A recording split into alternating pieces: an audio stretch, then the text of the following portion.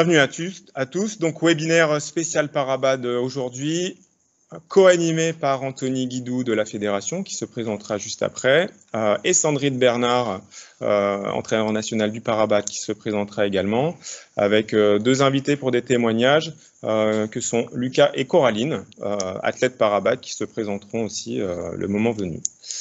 Je vais être relativement court sur le démarrage. Je vais laisser Anthony prendre le relais et vous présenter le programme de la soirée avec un temps de présentation et des questions-réponses qui auront lieu à l'issue des présentations. Donc, n'hésitez pas à poser vos questions par le biais du chat dès maintenant si vous en avez. Merci, à tout à l'heure. Merci Vincent. Bonsoir à tous. Merci d'être plus nombreux que la dernière fois que j'ai animé un webinaire, ce qui est quand même une performance, je tiens à le souligner. Donc merci d'être présent aujourd'hui autour de cette thématique qui est le parabadminton. L'idée, puisque je vais un petit peu vous dérouler le programme de la soirée va se passer un petit peu en 3 temps. Un premier temps plutôt informatif, où je vais essayer d'être relativement court et précis sur tout un tas de sujets qu'on voulait développer avec vous. Un deuxième temps un peu plus lié à des témoignages. Donc Vincent vous en a parlé avec 2 témoignages de joueurs Parabad qui nous ont fait la gentillesse d'être avec nous ce soir. Il y en a un peu plus dans la salle devant moi, mais en tout cas il y en a 2 qui témoigneront de leur parcours et de leur parcours sportif. Et un troisième temps, comme le disait Vincent, plus interactif, où vous aurez le loisir de poser des questions et on répondra à celles-ci. Alors d'abord, sur le petit temps descendant informatif de début de soirée, 4 grandes thématiques que j'aimerais dérouler avec vous, si vous me permettez. D'abord sur le parabadminton, vous partager quelques petits éléments de contexte sur la démarche qui est voulue aujourd'hui par la Fédération française de badminton, qui se situe plutôt dans ce qu'on appelle l'inclusion. Donc j'y reviendrai un petit peu plus tard, mais on aura l'occasion de vous le partager et puis d'échanger sur cette notion importante. Un gros bloc, le deuxième sur le parabadminton, c'est-à-dire la discipline, si on parle de discipline, ou en tout cas le sujet qui nous intéresse aujourd'hui. J'essaierai de limiter un petit peu ce qu'on appelle aujourd'hui, de délimiter un petit peu aujourd'hui ce qu'on appelle le parabadminton, donc la pratique pour les personnes en situation de handicap physique et sensoriel. Une partie 3 qui sera plutôt animée par Sandrine sur à destination des clubs, des territoires, sur des conseils pour éviter les mauvaises pratiques et plutôt mieux accueillir les personnes et les joueurs de parabadminton dans les clubs. C'est des questions qui reviennent assez fréquemment de la part des présidents et des présidentes de clubs. Et enfin un petit temps en 4 sur les outils nationaux qu'on essaye de déployer et qui sont au service des joueurs de Parabad et des dirigeants sur les territoires. Je ne vais pas être plus long. Un petit mot sur la démarche fédérale qu'on appelle une démarche inclusive. Alors, de quoi parle-t-on? Déjà, quelques petits éléments de définition. On parle bien de réponse à ces 2 questions, les 2 questions qui sont en face de vous, c'est-à-dire question numéro 1, comment est-ce que nous, acteurs du badminton, on améliore l'accès à la pratique du badminton pour toutes les personnes porteuses de handicap. Donc là, on parle bien de l'ensemble des handicaps, on parle bien de l'ensemble des personnes qui sont porteuses de handicap. Et un deuxième axe, si j'ose dire, qui serait d'utiliser, d'exploiter, de valoriser notre discipline, qu'on connaît tous plus ou moins bien, en fonction de l'affinité historique qu'on a avec notre discipline, comme une discipline sportive qui est vecteur d'inclusion, facilité. Non, je ne vais pas rentrer dans les détails de l'ensemble de la démarche et de la définition, mais pour que vous compreniez bien, quand on parle de démarche inclusive, on parle de quoi? On parle d'accueillir toutes les personnes porteuses de handicap dans nos clubs, donc à la fois des personnes en situation de handicap moteur, en situation de handicap auditif, de handicap psychique, intellectuel, de malades chroniques. On parle de l'accès à la pratique sportive, donc qui peut se faire sous différents biais, de l'animation découverte à la compétition, en passant par de l'accueil sur les créneaux traditionnels ou spécifiques. On aura l'occasion, j'imagine, d'en débattre ensemble.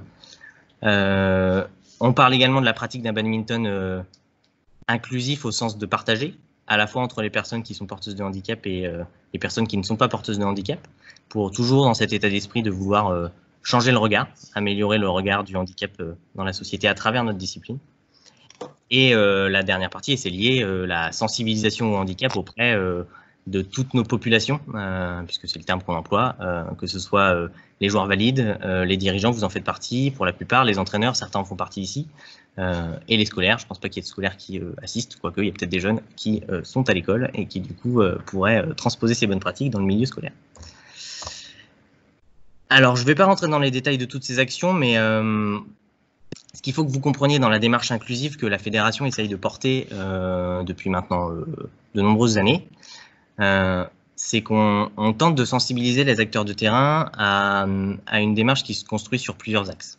L'axe numéro 1, c'est la construction de partenariats, puisque, alors, je vous invite à ce sujet à revoir le webinaire que j'avais fait déjà il y a quelques mois, avant la crise sanitaire qu'on a traversée tous ensemble, où j'insistais pas mal sur la notion de partenariat avec des acteurs médico-sociaux, puisque quand on engage une démarche d'accès à la pratique sportive pour tous, nous, acteurs du badminton, on n'est pas forcément spécialistes du handicap, et on a la nécessité d'aller s'associer les services de partenaires spécialisés. Donc ça peut être les fédérations spécialisées qui sont les fédérations handisport et sport adapté, qui sont déclinées comme nous, avec des comités régionaux, des comités départementaux et des clubs affiliés. Ou avec le médico-social, j'en parlais, donc les exemples que vous pouvez le mieux connaître sont les centres de rééducation, les IME, les foyers d'hébergement, etc., etc. Un deuxième axe qui est plutôt sur la pratique. Donc, qu'est-ce qu'on améliore dans nos clubs? On essaye d'améliorer l'accueil. Donc, il y a un travail d'accompagnement des acteurs que moi, j'essaye de faire le plus souvent possible et le plus rigoureusement possible. Répondre aux questions. Comment est-ce qu'on accueille dans les clubs? Est-ce que c'est sur des créneaux spécifiques? Est-ce que c'est sur des créneaux valides? Comment on fait?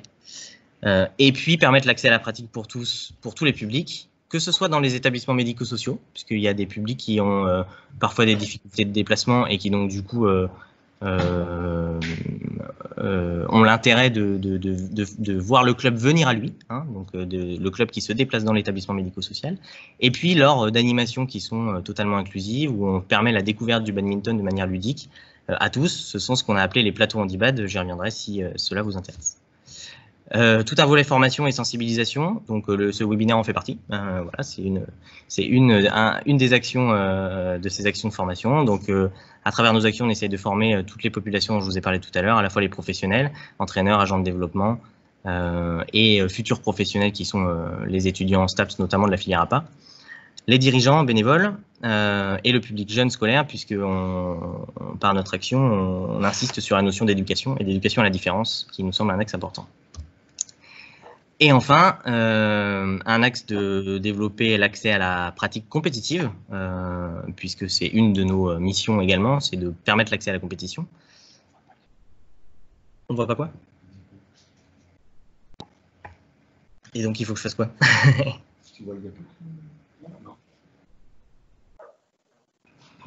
Donc, pardon, on a un petit problème technique, on fait, voilà, c'est pas grave, ça arrive. Très bien. Eh ben, je vais repartager mon écran, du coup, puisqu'il y a un petit souci technique. Pas du tout.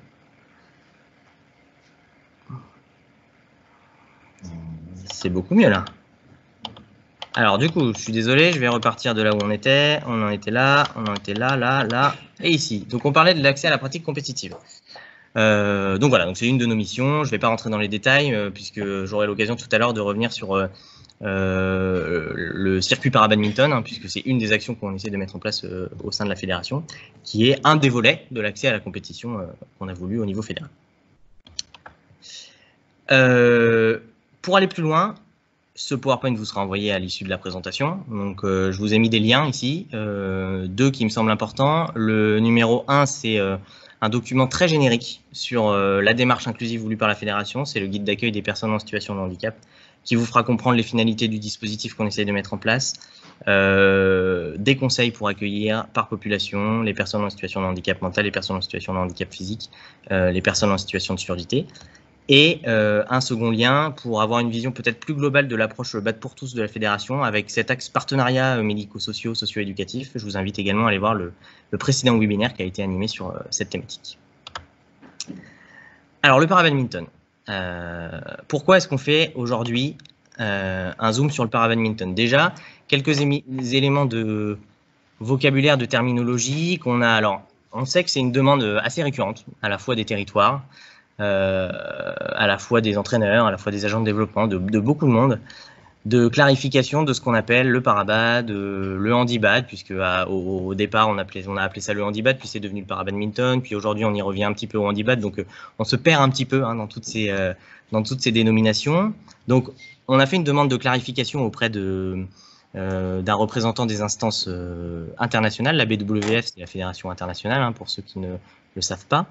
Et il nous a été dit que suite à des discussions entre les instances, je vous passe un petit peu le détail institutionnel de la chose, la dénomination parabadminton, s'applique principalement ou essentiellement pour les pratiquants en situation de handicap physique, et j'ai volontairement mis un S, c'est pas une faute d'orthographe, dont font partie la déficience motrice et le handicap sensoriel.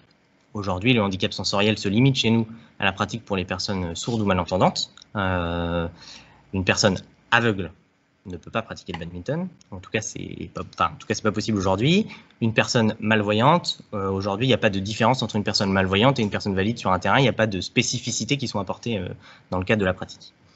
Et donc, partant de là, il était logique d'utiliser le terme plus générique handibad à l'usage d'une pratique pour tous les types de handicap. Donc, on a conservé cette dichotomie, cette dénomination entre parabadminton d'un côté, handibad de l'autre. Le parabadminton étant englobé dans ce qu'on appelle le handibad, l'accès à la pratique pour tous les handicaps. Bon, c'est un choix de fédération, ça a été discuté au niveau international. Évidemment, c'est des questions qui reviennent beaucoup puisque c'est difficile d'y voir clair. Hop là. Alors, pourquoi est-ce qu'on zoome sur le parabadminton aujourd'hui? Alors, quelques petits éléments de contexte. Depuis la dernière délégation ministérielle d'avril 2019, alors ça c'est un petit peu, c'est une source institutionnelle, donc j'ai conscience que c'est pas totalement accessible pour tout le monde tout le temps, mais ce qu'il faut que vous compreniez, c'est que la fédération de badminton, elle a un rôle renforcé sur le parabad. Voilà, donc grosso modo ça se structure autour des axes que je vous mets là dans le PowerPoint, c'est-à-dire l'organisation de la pratique, de la classification, donc des classes, on parle de classes de handicap, voilà, on parle de la classification, des catégories si vous voulez, et du circuit de compétition national, la sélection de l'équipe de France pour l'international. Sandrine est là, elle pourra en témoigner tout à l'heure. Voilà. Au sens strict, on n'a pas de gestion compétitive du handicap mental. En revanche, et c'est une précision importante, nous avons une mission de service public, et donc cette mission de service public se décline par de l'accueil et de l'animation découverte à destination de tous les publics au sein de nos clubs. Un petit mot pour comprendre la classification, je vais me permettre de laisser la parole à Sandrine qui nous fait la gentillesse, elle aussi, d'être parmi nous ce soir. Sandrine, peut-être si tu peux te présenter, je m'aperçois que je ne me suis même pas présenté, mais peut-être la plupart me connaissent. Voilà, je suis chargé de développement à la Fédération sur ces questions du sport pour tous. Sandrine, si tu veux prendre le relais, je te laisse la main. Alors attends, je ne sais pas si j'ai le son. J'ai le son ou pas? Oui, tu l'as. Ah, ok. Merci. Donc, Sandrine Bernard, ancienne joueuse N1, entraîneur du pôle espoir de Bourges pendant 20 ans et responsable du parabadminton depuis 2013. Voilà, entraîneur national du parabad depuis 2013. Donc, voilà. Moi, je vous remercie juste d'être présent. C'est-à-dire que vous avez à un moment donné une attention par rapport à ça. Et je souhaitais vous remercier, rien que ça, de votre présence. Je ne vous vois pas. Je ne sais pas qui vous êtes, je ne sais pas où vous êtes, mais rien que le fait que vous attachiez au parabadminton, pour moi, est quelque chose d'important. Parce que c'est quelque chose que... Alors, je ne suis pas la motrice du départ, je ne suis pas... mais par contre, c'est quelque chose qui m'attache énormément. Parce que c'est des gens qui sont... attachant, travailleur, responsable, ambitieux, et qui sont capables de mettre en place des choses, alors que non, malheureusement, et voilà, on ne peut pas toujours aider. Et donc ça, rien que pour ça, je veux les remercier. Et je veux aussi les remercier parce que leur parcours de vie est quelque chose qui a été bousculé. Et c'est pour ça qu'ils sont para-badminton, les athlètes. Et donc voilà. Je ne sais pas si c'est positif ou négatif ou comme vous voulez. Mais moi, par contre, sachez que mes athlètes, et je me permets de dire mes athlètes parce que voilà, j'ai un tel respect pour eux que c'est quelque chose qui m'importe. Et le staff et ce que la fédération a pu faire a permis qu'on a pu aider certains. On n'a pas pu aider tout le monde, malheureusement. Mais par contre, c'est des gens magnifiques. Voilà.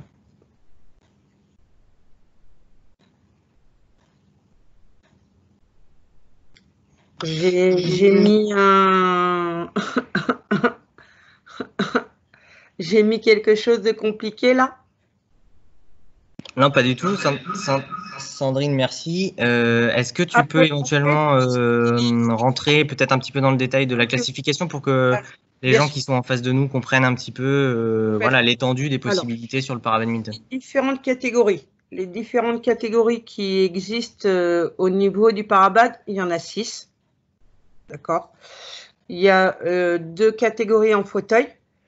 Alors, ce qu'il faut que vous sachiez, c'est qu'avant, il y en avait plus. Sauf que ça a été réduit parce que, ni plus ni moins, par rapport aux médailles des Jeux et ainsi de suite, il faut réduire les tableaux. Donc, on a une catégorie en wheelchair 1. Donc, c'est plutôt des joueurs qui n'ont pas de maîtrise ou... Alors, comment dire? Pas de abdominaux au niveau du buste. Donc, pas de maîtrise au niveau du buste. Donc, ça entraîne un gros déséquilibre. Ensuite, on a la deuxième catégorie, les wheelchair 2, qui sont plutôt, eux, avec une maîtrise du buste. Après, on passe sur les debout, où il y a 2 catégories en debout. Enfin, 4 catégories, pardon, mais il y a 2 catégories en personnes en situation de handicap sur le bas du corps, donc les membres inférieurs. Donc, il y en a qui ont, on va dire, peu de déplacement ou un déplacement limité.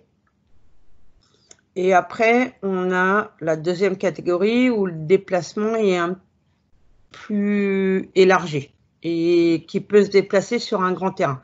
La différence entre la catégorie première et la deuxième, donc SL3 et SL4, le SL3 est sur demi-terrain et le SL4 est sur grand terrain.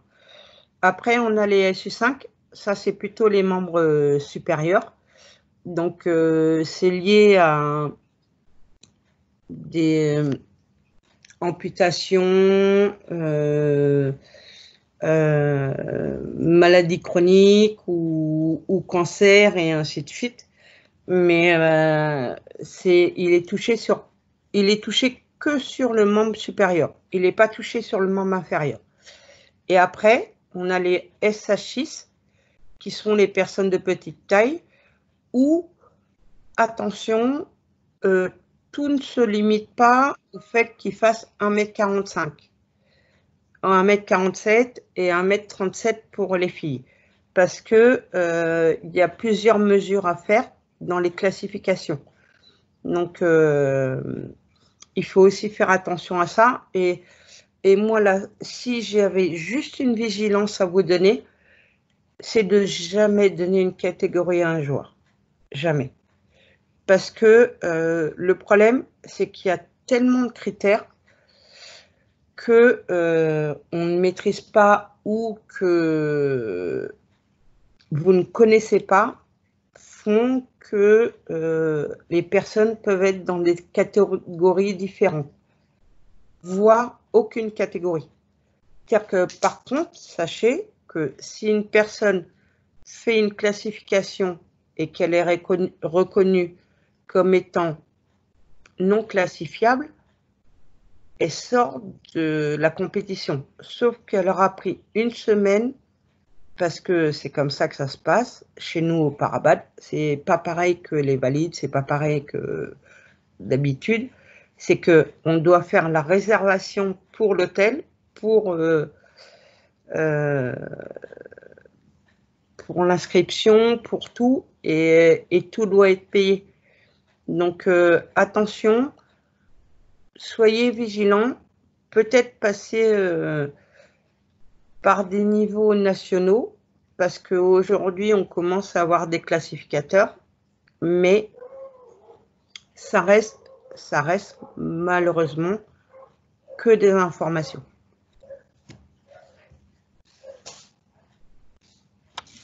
Ok, merci Sandrine pour ce tour d'horizon un petit peu descriptif de l'ensemble des classifications qui sont aujourd'hui proposées pour le Parabad. Un petit mot sur le handicap sensoriel. Alors, dans le handicap sensoriel, hein, j'y reviens parce que j'ai peut-être pas été très clair tout à l'heure quand j'ai parlé de ça. On y met tout ce qui est sens, hein, sensoriel, donc sens de la surdité, enfin de l'écoute et de la vue. Mais aujourd'hui, on va se focaliser sur la pratique qu'on développe pour les sourds et les malentendants. Peut-être tu peux parler un petit peu de ça? Oui. Alors, par rapport aux sourds, soyons clairs, la vue ne rentre pas en compte. Donc ça, voilà. Comme le Parabad, la douleur ne rentre pas en compte. Donc c'est des choses qui sont très carrées et qu'on n'a pas choisi, mais qui sont comme ça. Et donc aujourd'hui, on a fait le choix de mettre à 40 décibels en France pour pouvoir participer aux championnats de France et à différentes compétitions. Sauf qu'il faut savoir qu'à l'international, c'est 55. Donc, il faut passer par un audiogramme, là, qui permettra de définir réellement les qualités de l'athlète, qui permettra de le rentrer au-delà. Après, on a bien fait une distinction, comme on a fait au Parabad, on a fait une distinction des capacités souhaitées à l'international et les capacités souhaitées en France. Donc, il faut juste que les gens comprennent que c'est pas parce qu'ils rentrent qu'ils sont automatiques. Et par contre, s'ils rentrent et qu'ils ont les capacités, malheureusement ou heureusement, on les aidera à rentrer dans le circuit, mais ils auront une charge financière à avoir au départ parce que on prend que l'équipe de France.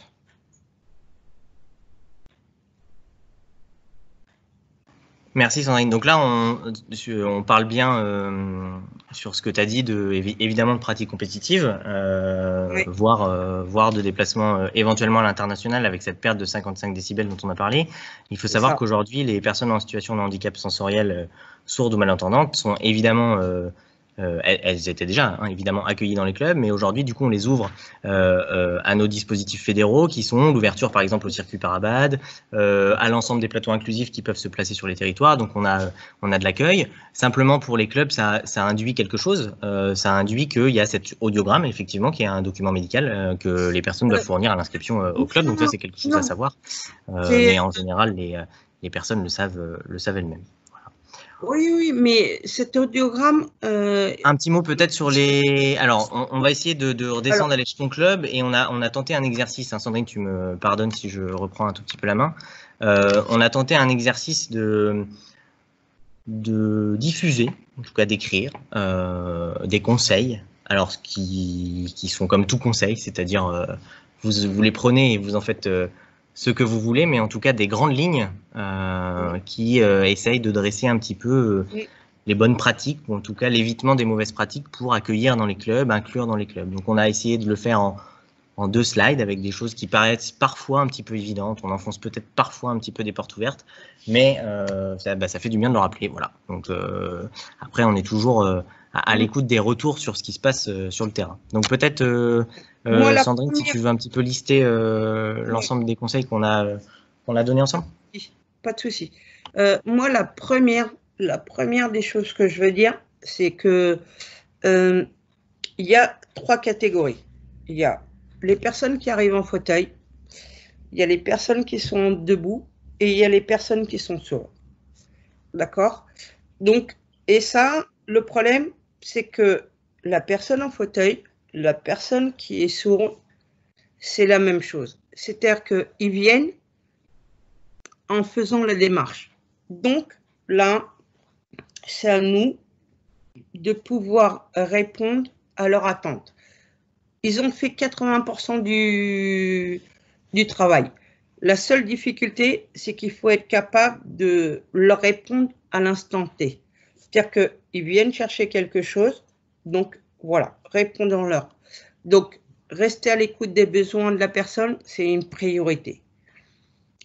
Adapter la pratique, elle n'est pas si nécessaire, enfin, elle n'est pas, comment dire, elle n'est pas, je ne sais même pas l'exprimer, elle n'est pas obligatoire.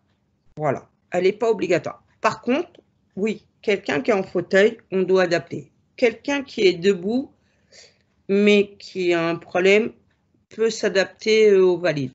Quelqu'un qui est sourd, pareil. La seule chose qu'il faut adapter, c'est comment on le fait. C'est-à-dire que quelqu'un qui est sourd n'entend pas, parce qu'il doit retirer ses appareils quand il est en situation de badminton. Donc, on doit juste adapter notre parole. C'est juste ça. Quelqu'un qui est debout, on doit juste adapter par rapport au terrain qu'il a.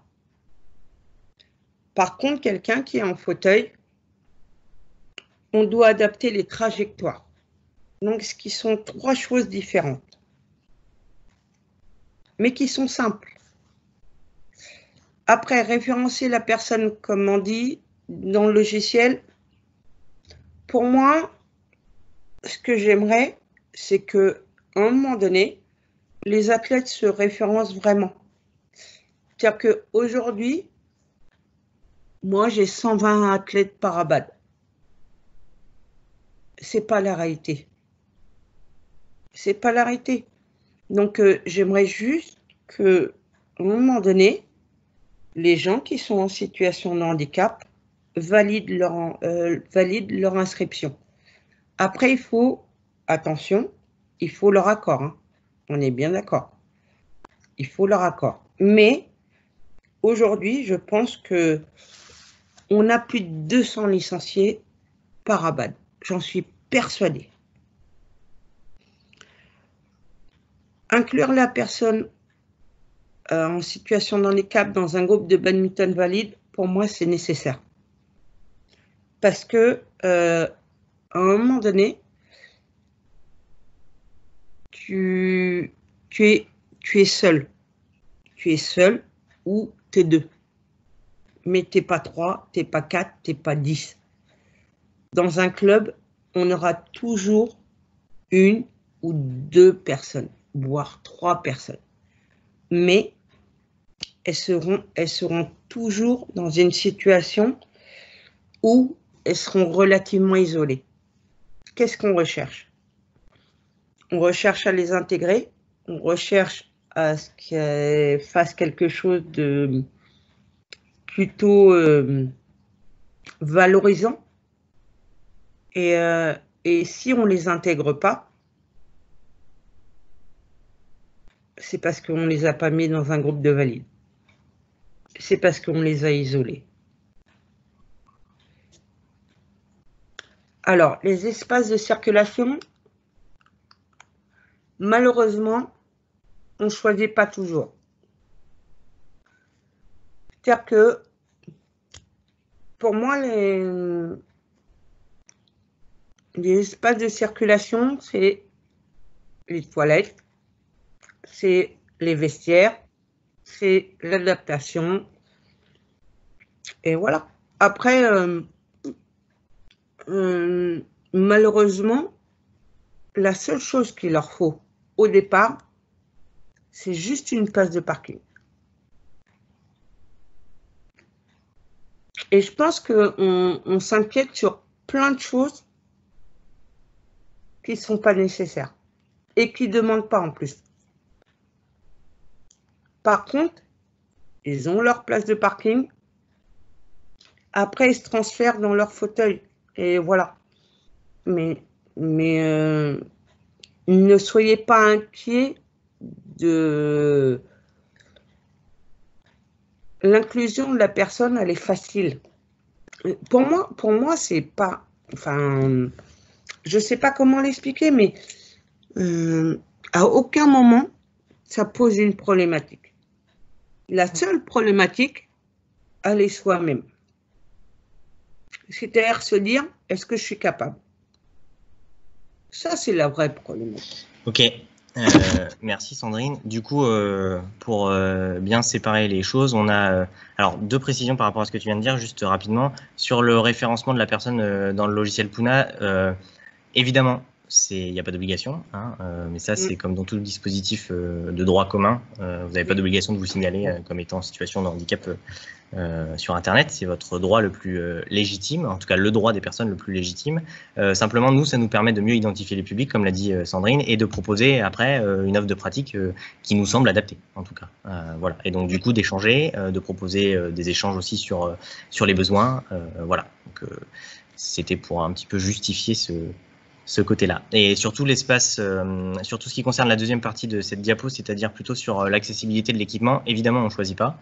Après, je vous renvoie vers un outil, mais il sera directement en lien dans le PowerPoint qui vous sera transmis, un outil d'autodiagnostic de votre équipement sportif qui vous permet, vous, avec des choses simples, des schémas, des dessins sur les largeurs de portes, sur le sens d'ouverture des portes. Souvent, ça c'est un problème pour les personnes en fauteuil, c'est que des fois ça s'ouvre pas dans le bon sens. Voilà. Et ben vous pouvez faire vous-même votre autodiagnostic de gymnase. Voilà. Et il est sur le site du Comité paralympique et sportif français. Je vous enverrai les liens à la fin de ce document. Voilà.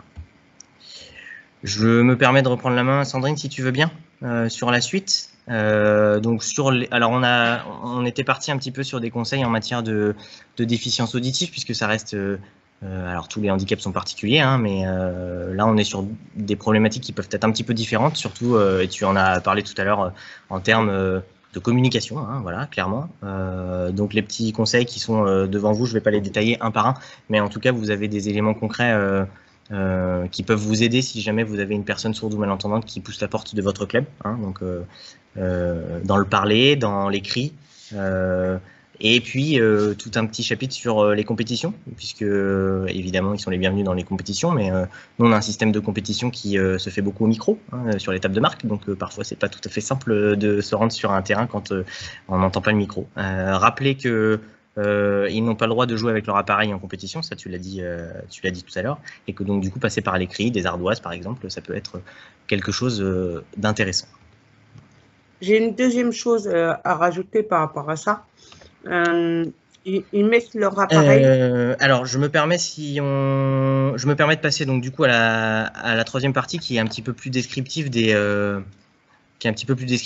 outils nationaux alors soit qu'on relaie, parce que c'est pas nous directement qui les produisons ou les mettons en place, soit qu'on essaye de mettre en place, et on a ce qu'on appelle chez nous un dispositif handi-badge, je vous l'accorde, c'est un peu grossier et institutionnel comme nom, mais en tout cas on essaye par ce dispositif d'avoir une vision un petit peu totale de ce que pourrait être l'accès à la pratique, l'accès à la formation, l'accès à la sensibilisation, l'accès à la compétition.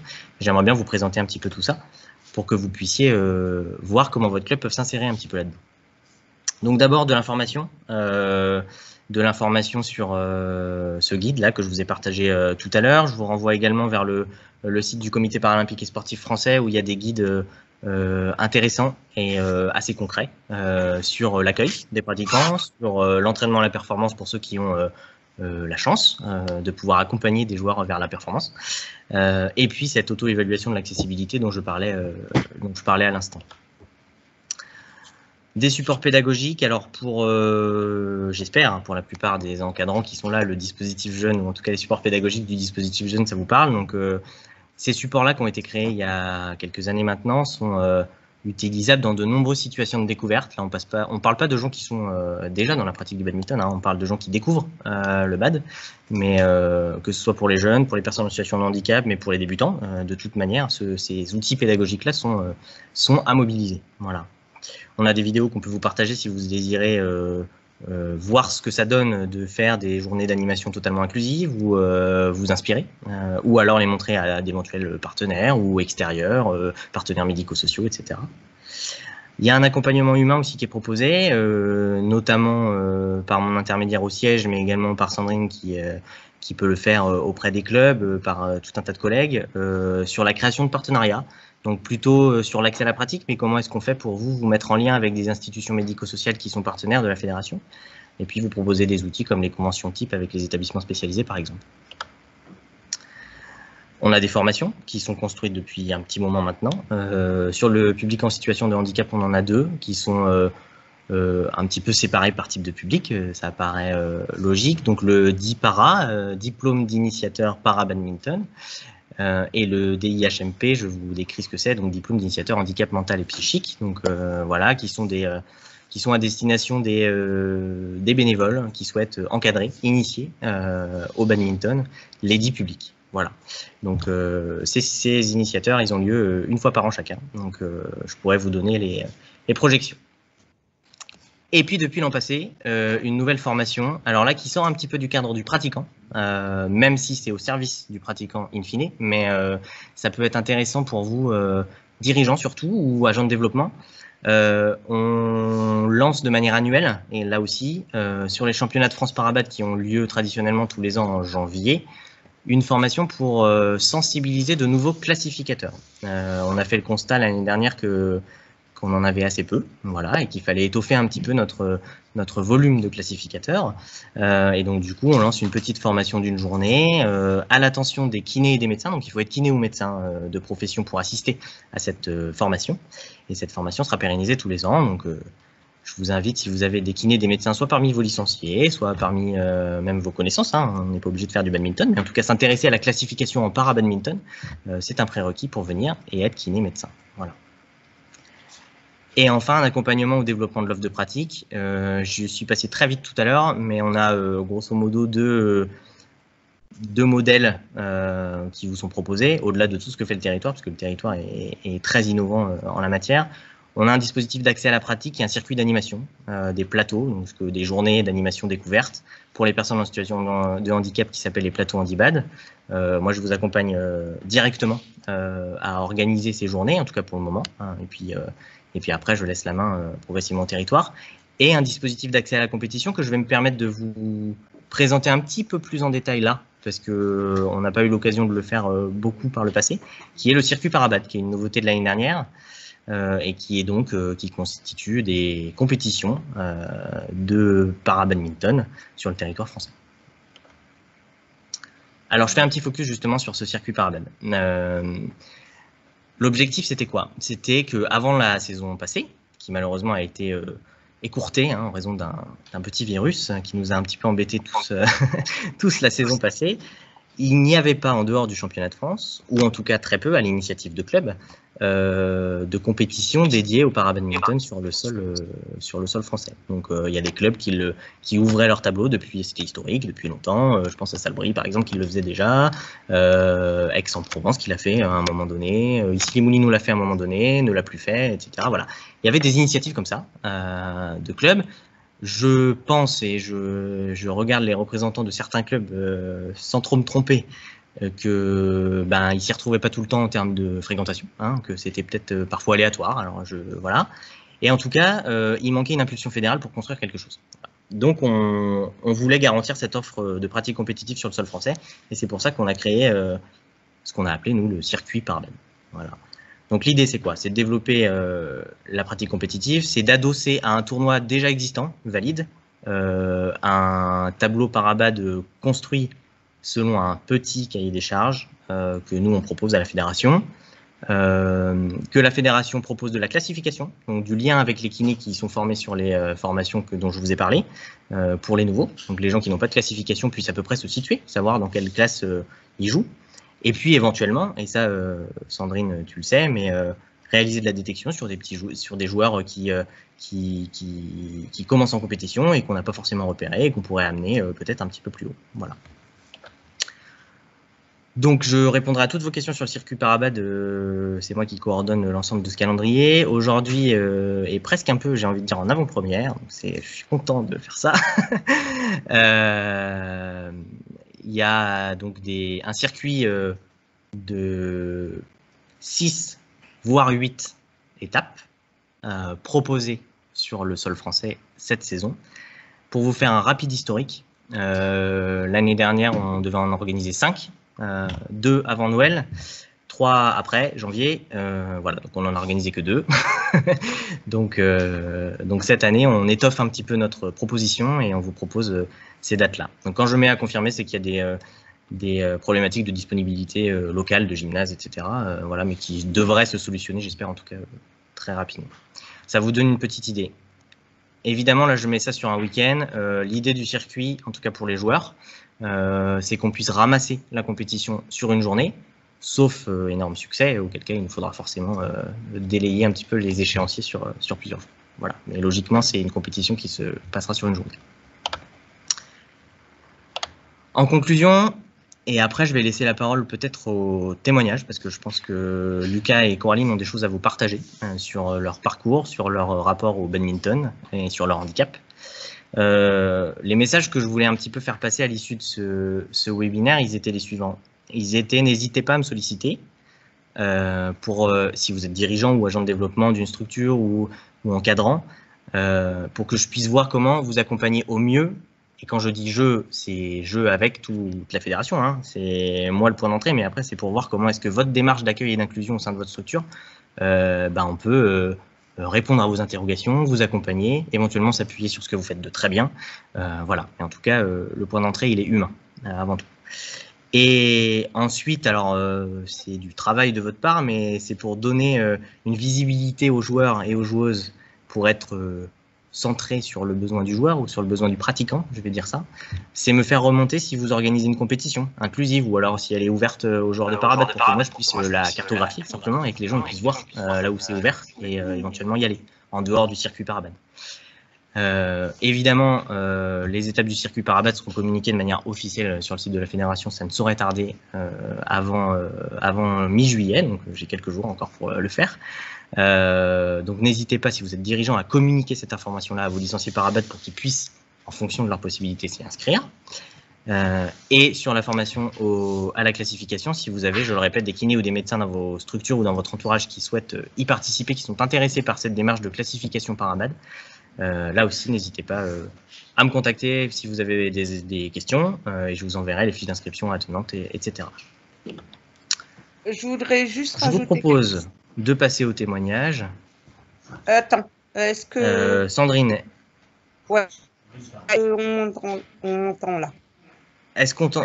Sandrine, est-ce que tu veux apporter des éléments en conclusion de ce webinaire avant qu'on passe au témoignage des joueurs? Juste avant qu'on passe au témoignage, je voudrais rapporter quelque chose qui est je veux que les personnes ne soient pas choquées, que vous risquez d'entendre peut à un moment donné vous choquer quand ça concerne Coraline. Quand elle va vous expliquer son cas, c'est quelque chose de complexe et voilà. Donc, ne soyez pas choqués et surtout, ne soyez pas non plus en tolérance. C'est-à-dire que Co l'assume complètement, mais c'est des cas que l'on retrouve au Parabad. C'est-à-dire que sachez que c'est quelque chose qui est rarement, on va dire, de naissance, sauf pour les SU5, parce qu'aujourd'hui, je n'ai pas rencontré autre chose, ou les SH6, mais quand je touche quelqu'un qui a un cancer au niveau du quadriceps et voilà, quand j'ai quelqu'un qui est agressé physiquement, quand j'ai quelqu'un qui a un AVC à 3 ans, voilà. C'est juste, ne soyez pas choqués par ça. Juste prenez la conséquence de cette finalité, malheureusement. Et aujourd'hui, ces athlètes sont dans l'acceptation. Peu importe la finalité, ils sont dans ce travail-là. Donc, je souhaiterais que vous les souteniez par rapport à ça, parce que sachez que c'est pas quelque chose de simple pour eux, c'est pas quelque chose de simple à vivre, et ça reste quelque chose qui est malheureusement pour tout le monde existant. Voilà.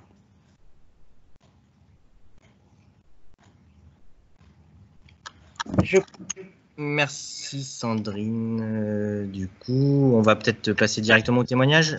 On se prend, alors je sais qu'on a un petit peu tardé, désolé pour les petits problèmes techniques de début de webinaire. Bon, on commence dans l'ordre de mon diapo. Lucas, si tu veux bien prendre la parole, il y a une petite présentation qui s'affiche en même temps. Tu as le temps qu'on s'est donné ensemble. Voilà, je t'en prie. D'accord, donc bonjour à tous. Donc, je vais me présenter rapidement. Moi, j'ai fait un AVC pendant mon sommeil, à l'âge donc de 3 ans, comme écrit sur la slide. Cet AVC, il a eu comme conséquence, donc après AVC, beaucoup d'heures de travaux de rééducation, notamment avec des kinés, des pédiatres et des podologues concernant des semelles notamment. Une partie donc rééducation qui a été axée sur la marche pendant très longtemps. Ça a souvent, notamment de 3 à 15 ans, ça a souvent été tous les jours. Donc avec de la marche, des exercices de doigté, mais également des exercices sur mon équilibre. Donc aujourd'hui, mon handicap se traduit physiquement par un boitement à la marche, notamment. C'est comme ça que vous pouvez m'apercevoir. Et donc, quand je suis beaucoup plus fatigué, ce boitement va du coup être beaucoup plus accentué, beaucoup plus fort. Donc voilà pour la partie handicap. Pour la partie sport, du coup, alors moi j'ai commencé le sport par le football. En fait, je suis pas arrivé directement au badminton. Donc j'ai pratiqué le football pendant 6 ans, de mes 6 à mes 12 ans, dans un club normal, parce que je peux courir correctement. Et donc, je suis arrivé au badminton par l'UNSS au collège, justement, dans la banlieue de Toulouse. Donc, j'ai découvert le badminton comme ça avec les gens de ma classe et j'ai adoré ça.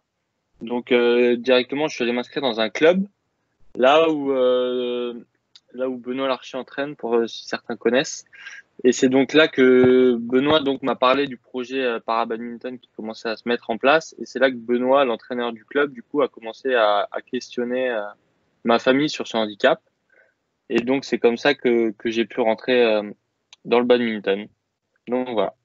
Si vous avez des questions, je suis à vous. Merci Lucas. On va du coup prendre les questions. Moi, je vous propose qu'on balaye donc l'ensemble des 2 témoignages qui sont par nécessité courts, même si mon passé de journaliste me fait que j'aurais plein de questions à poser à Lucas, mais je vous laisserai le soin de le faire. Et on gardera un petit temps pour les questions-réponses par l'intermédiaire du chat, auquel Lucas et Coraline se prêteront au jeu s'ils veulent bien. Coraline, je te passe la parole. Bonsoir. Est-ce que vous m'entendez? Très bien.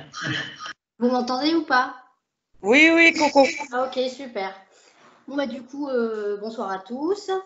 Je voulais d'abord remercier Anthony et Sandrine de m'avoir invité à ce webinaire pour faire mon témoignage.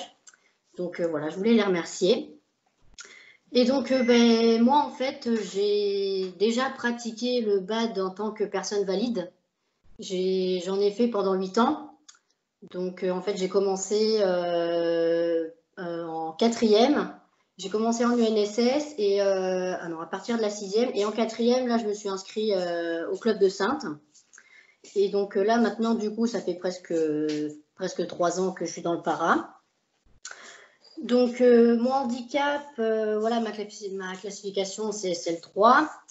Et donc du coup ce qui m'est arrivé, donc voilà comme l'a dit Sandrine, faut pas être choqué, mais c'était mon copain à l'époque qui forcément ne l'est plus, qui m'a foncé volontairement dessus avec sa voiture. Donc voilà, je peux pas dire que c'est un accident, donc c'est bel et bien une agression. Donc voilà, les chirurgiens ont essayé de sauver ma jambe, mais ça n'a pas fonctionné. Donc c'est pourquoi ils ont dû m'amputer parce que la gangrène était présente et que sinon elle allait se répandre et en gros je ne ferais plus partie de ce monde. Donc voilà, donc c'est pourquoi depuis le 20 juin 2017 ma vie a changé et que maintenant je suis amputée fémorale et je vis avec une prothèse. Donc voilà, comme je vous l'ai dit, le BAD pour moi ça a toujours été une passion.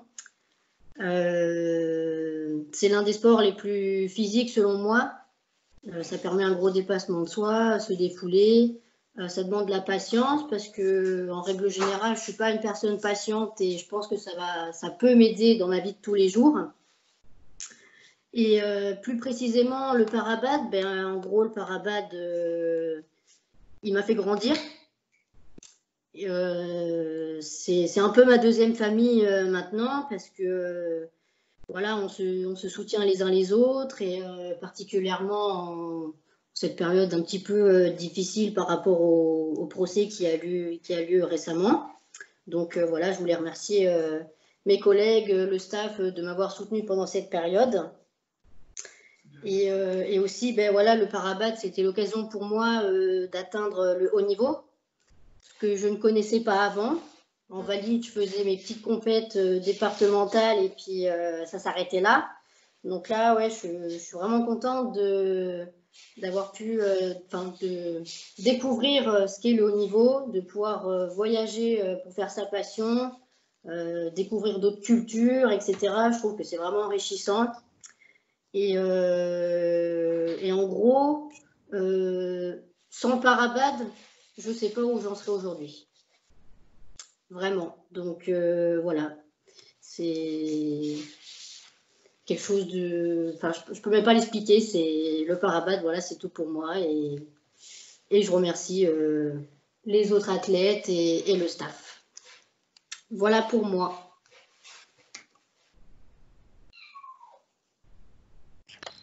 Merci Coraline pour ce témoignage. C'est très sympa à vous deux d'avoir accepté de vous prêter au jeu. C'est chouette.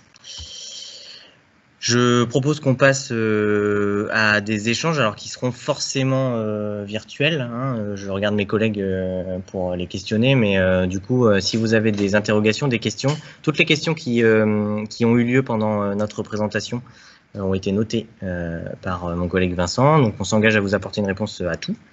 Mais si vous avez des questions, et notamment profitez d'avoir Lucas et Coraline, enfin en tout cas c'est un conseil personnel pour leur poser à eux directement des questions. Donc on vous écoute pas, mais on vous lit.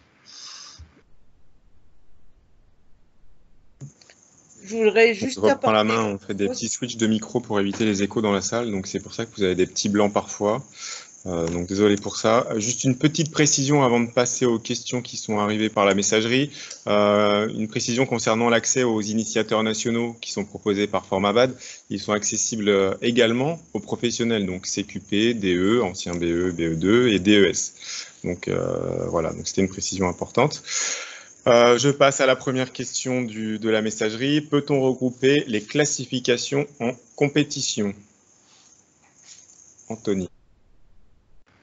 Alors, a priori, il n'y a rien qui nous en empêche. Si je fais un focus particulier sur le circuit para-BAD, puisque là on parle de ces compétitions-là en particulier, elles ont été pensées sur un modèle PromoBAD. Et donc la déclaration en promobad permet, grosso modo, je vais parler comme ça, à l'organisateur de faire ce qu'il veut en termes de regroupement de catégories, en termes de regroupement de poules, en termes de modalités de compétition. Donc en tout cas sur le circuit Parabad, on fait ce qu'on veut. Et c'est régulièrement proposé dans les compétitions plus isolées, hein, y compris sur le championnat de France d'ailleurs, de regrouper les catégories. Voilà.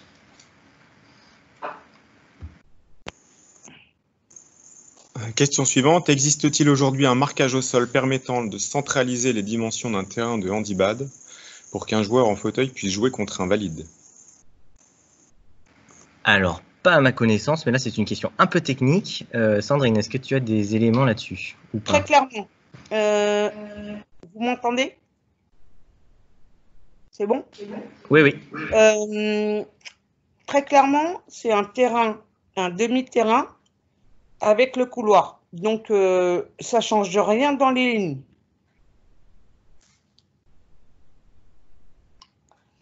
Là, tu ne changes pas les lignes. Hein.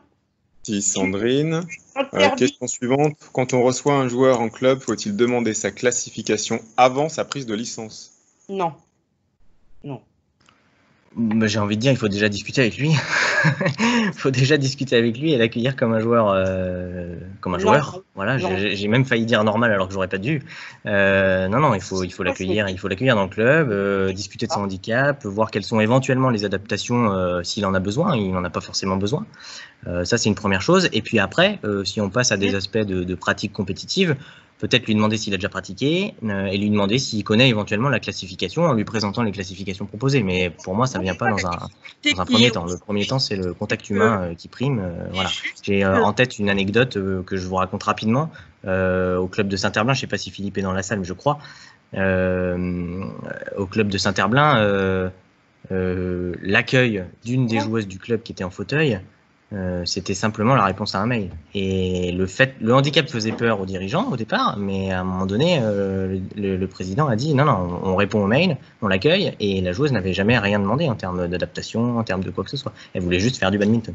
Donc, accueillez. Et puis ensuite, s'il y a quelque chose qui se passe au niveau de la compétition peut-être, et que là, on doit forcément peut-être un peu rentrer dans les cases de la classification qui sont toujours un petit peu artificielles, hein, je le concède, là on en discute. Et puis présentez-lui le tableau que Sandrine vous a décrit tout à l'heure et voyez si elle se reconnaît dans une des classifications. Et si c'est pas le cas, on a un réseau de kinés qui regardons son dossier médical. Voilà.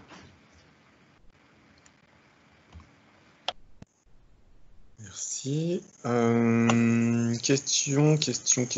J'ai perdu le fil. Y a-t-il beaucoup de joueurs sourds en France? Non. Alors, j'ai plus les chiffres, mais il n'y en a pas beaucoup. Il y en a très peu. Licenciés, hein. Encore une fois, tout est une question de ceux qu'on connaît, c'est-à-dire de ceux qui se déclarent comme handicapés auditifs, en situation de handicap auditif sur Puna. Donc aujourd'hui, Sandrine, tu m'arrêtes si je dis des bêtises, mais on a moins d'une centaine. Hein. Ah ben non, on n'a même pas 65.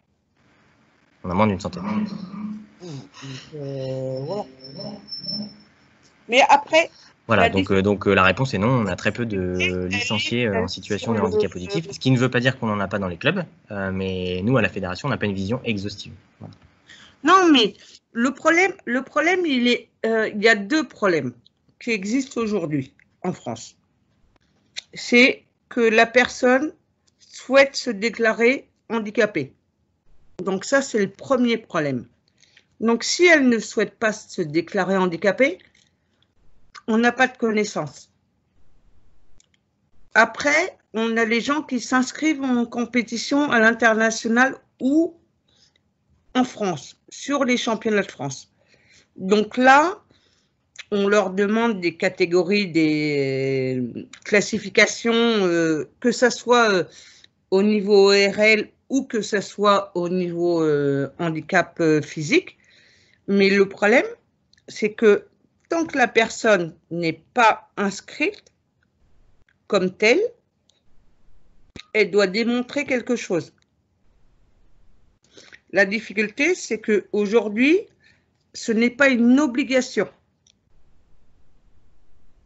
Donc voilà. Comment se déclarer? Attends, j'ai plein de questions qui arrivent là, mais je ne comprends pas tout.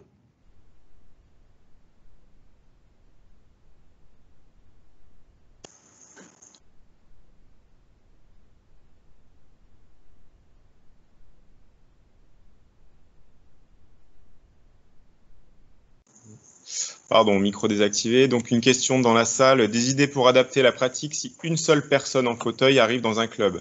Comment l'intégrer à un créneau avec des valides? Sur l'adaptation de la pratique en tant que telle sur le terrain, je vais laisser peut-être Sandrine répondre, mais je crois qu'elle avait apporté quelques éléments tout à l'heure sur les frappes main basse, etc. Mais peut-être que si on rentre dans l'adaptation de la pratique, Sandrine, tu veux apporter des précisions.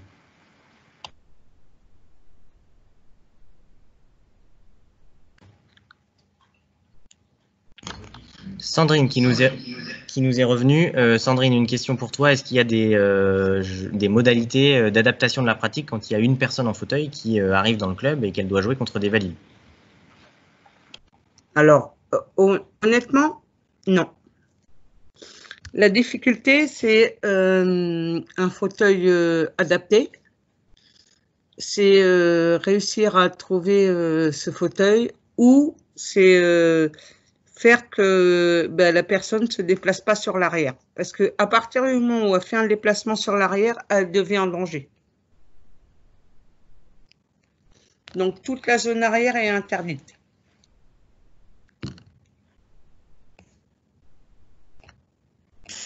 Ouais. Question suivante. Pardon Vincent, excuse-moi, je te coupe. Juste une précision sur les notions de sécurité, puisque Sandrine l'a abordé. Alors sur l'adaptation de la pratique, évidemment, oui, a priori non. J'ai entendu que certains entraîneurs s'adaptaient en faisant beaucoup de frappes main basse pour retarder un petit peu le déplacement du fauteuil. C'est peut-être une possibilité. Là encore, ça peut jouer. Sur la sécurité, en tout cas, avoir un fauteuil de sport muni de ce qu'on appelle des roulettes anti-bascule. Donc pour ceux qui ne sont pas familiers de ce terme, ce sont des roulettes qui empêchent de basculer vers l'arrière. Voilà. Sauf que, attention, ce n'est pas obligatoire. Donc, il y a une question en lien avec ça sur les fauteuils qui viennent d'arriver. Justement, y a-t-il une liste d'associations répertoriées pouvant aider un joueur ou un club à acheter un fauteuil spécifique BAD? Une liste, non. Des connaissances, oui. Mais une liste, non.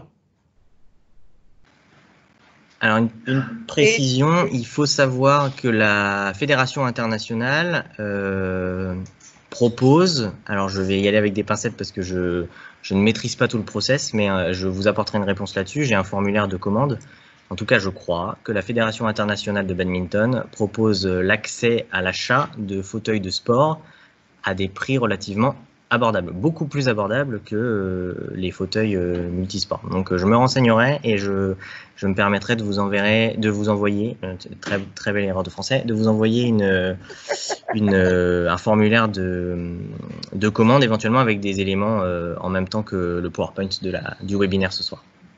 Ok. Moi, j'ai pas. Une question en lien avec Puna. Quand on saisit sa licence, on peut renseigner Parabad, Handibad ou les deux? C'est une question. Du coup, on peut renseigner beaucoup de choses. Alors, de mémoire, il y a l'ensemble des classifications qui sont pas labellisées WH1 ou WH2, mais plutôt fauteuil classe 1, fauteuil classe 2, debout classe 3, debout classe 4, etc., qui sont proposés dans Puna. Il y a également une catégorie handicap mental psychique.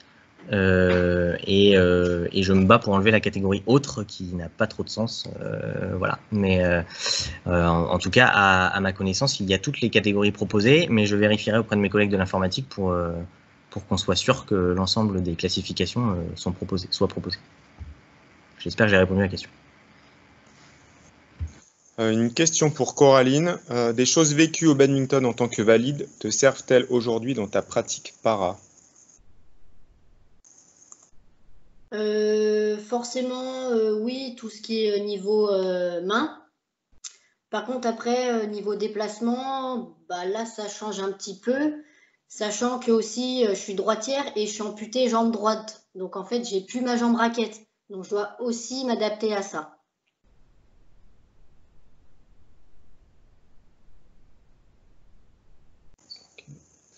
Une dernière question. Merci, Coraline. Une question sur le circuit. Le circuit proposé, je vais annuler l'accueil para-badminton à Saint-Nolf, car prévu le 31 octobre et 1er novembre. Même date que Maison Lafitte, point d'interrogation. Donc c'était une question un peu orienté, mais qui pourrait profiter à tous. Donc, je laisse Anthony répondre à cette question. Alors, l'idée, c'est... Pardon pour le son, le double son. L'idée, c'est que non. Alors, pourquoi la vocation du circuit, c'est de garantir aux joueurs un minimum d'impact. On appelle ça des impacts dans le langage technicien, mais en tout cas de temps de pratique compétitive sur le territoire français. Ça ne veut pas dire que ça doit être les seuls temps de pratique qui existent. Voilà. Donc, au contraire, poursuivez l'ouverture de vos tournois aux joueurs de para-badminton, parce que, de fait, au vu de ce qui s'est passé l'année dernière, les étapes du circuit, en fonction de leur localisation géographique, attirent des joueurs de la localisation géographique attenante, ou en tout cas en proximité. Donc, on est sur un circuit national parce qu'on modélise quelque chose, on propose une offre de pratique qui est à minimum à 6 étapes dans l'année, mais ça ne veut pas dire que vous devez arrêter toute initiative d'ouverture. Au contraire, l'idée c'est de multiplier les points d'entrée et que le joueur puisse s'y retrouver. S'il a envie d'aller à Saint-Nolff plutôt que d'aller à Maison Lafitte ce week-end-là, et ben, il ira à Saint-Nolff, on n'en sera pas offusqué. Une question en lien avec le circuit. Comment mon club peut-il entrer dans ce circuit ? Alors aujourd'hui, les modalités de candidature, elles rentrent pas dans un processus parce que je l'ai pas voulu. On est encore en phase expérimentale sur un an. Donc là, pour être très transparent, le calendrier s'est construit en proximité directe avec les clubs et en contact direct avec les clubs pour essayer de mailler un petit peu tout le territoire français. À partir de l'année prochaine, j'aimerais mettre en place un petit, et j'insiste sur le mot petit, formulaire de candidature pour que des clubs puissent nous rejoindre un petit peu dans l'aventure. Voilà. Et on sera attentif à cet éclatement géographique un petit peu des étapes pour que justement on régionalise un petit peu et que les joueurs du Nord n'aient pas forcément à venir à Toreil pour faire du para-badminton. Ça n'a pas de sens en soi. Voilà. Merci. Une dernière question, peut-être plus pour une avant-dernière question. Je vois qu'il y en a encore une qui arrive. Peut-être plus pour Sandrine. Bonjour. Existe-t-il une volonté fédérale d'intégrer des paras sur des pôles ? Je ne peux pas répondre à cette question. Sandrine. Oui, non, mais vous m'entendez? C'est bon? Aujourd'hui, c'est déjà le cas. C'est-à-dire qu'aujourd'hui, on a Mathieu Thomas qui est sur Châtelet-Malabry. On a Charles Noaquez qui est sur Nantes. On a Lucas Mazur et Meryl Loquette qui sont sur Bourges. Au contraire, moi je pense que c'est des structures qui peuvent très bien servir aux joueurs para-bad parce que voilà, c'est un niveau. Alors, soyons clairs, hein, Lucas Mazur est champion du monde, double champion du monde, sauf qu'il a un niveau, on va dire A1. Je ne sais pas si ça parle, mais voilà. Mais aujourd'hui, l'intégration des athlètes para-bad dans les structures font que, même si à Bourges, c'est un petit peu différent parce que je les gère en autonomie, mais il y a Nantes, il y a Châtenay, et aujourd'hui, c'est une nécessité pour nous. C'est-à-dire que ça permet qu'ils aient vraiment une opposition non pas complexe, mais régulière. Et donc qu'ils aient de l'entraînement individuel, qu'ils aient de l'opposition, qu'ils aient... ça, c'est quelque chose de fort pour nous. Parce que, voilà, et oui, le niveau para-badminton n'est pas le même que le niveau valide. Donc, j'ai pas de souci avec ça. La seule chose, c'est qu'à un moment donné, on a la chance d'avoir des athlètes qui réussissent. Donc, donnons-nous les moyens jusqu'au bout de réussir. Donc, voilà. Après, le niveau, le machin, on s'en fout. On s'en fout. Le but, c'est que les athlètes réussissent. Si il y a 4 médailles au jeu, on ne va pas aller pleurer, hein. On sera tous heureux, hein. Donc voilà. Donc restons sur des vraies logiques qui sont actuellement nos logiques. Et donc aujourd'hui en valide, on n'y arrive pas tout à fait, mais ça va venir parce que j'en suis persuadée. Et au parabad, on y est là. Donc à combien, je ne sais pas. Donc faisons que le parabad réussisse, que les valides réussissent, et puis on n'aura aucun souci avec ça. Moi, j'ai aucun souci avec ça. On aura tous fait notre travail. Après, c'est des années, du travail qui... Mais tout le monde aura fait son travail. Tout le monde. Merci Sandrine. On passe à l'ultime question pour Anthony et ensuite on pourra clôturer ce webinaire. Existe-t-il des partenariats ou aides possibles pour que des joueurs para viennent faire des animations?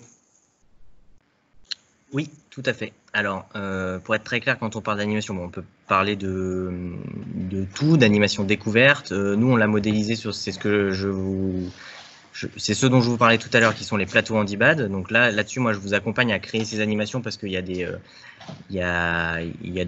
peut-être des prérequis à savoir quand on l'a jamais fait, en tout cas. Hein.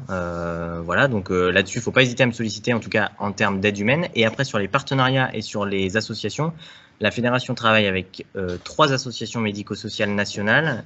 Je vais les citer, c'est un peu des barbarismes parce que c'est toujours des barbarismes quand on a des noms d'associations nationales, mais qui sont l'APF France Handicap, l'UNAPI et la Fédération des APAGE, qui sont 3 fédérations majeures, 3 associations nationales majeures. En gros, elles sont structurées comme nous, avec des échelons régionaux, des échelons départementaux. Et c'est pas des clubs, ce sont des instituts médico-sociaux, des établissements médico-sociaux. Donc moi je travaille en proximité avec eux, ils nous mettent en relation avec des instituts médico-sociaux et on les fait venir sur ces animations, quel que soit le territoire des animations. Et dernière phrase du webinaire, mais on a mené des animations, pour exemple, pendant une semaine dans le département du Pas-de-Calais. Une semaine avant les championnats d'Europe par équipe qui ont eu lieu à Liévin en février dernier.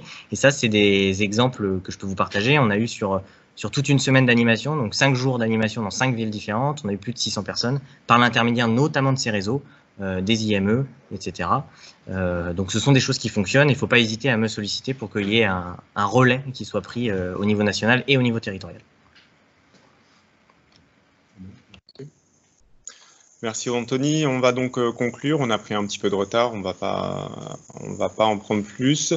Je vous rappelle que vous aurez accès aux supports présentés qui vous seront envoyés par mail et un replay sera accessible aussi. On vous enverra le lien pour pouvoir voir et revoir ce webinaire. Merci à tous pour votre participation. Merci aux 2 intervenants et aux 2 témoins pour leur disponibilité. Si vous avez des questions complémentaires en lien avec ce qui a été présenté, n'hésitez pas à revenir vers Anthony, qui se fera un plaisir de vous répondre, de vous orienter vers la bonne personne. Merci à tous et à très bientôt.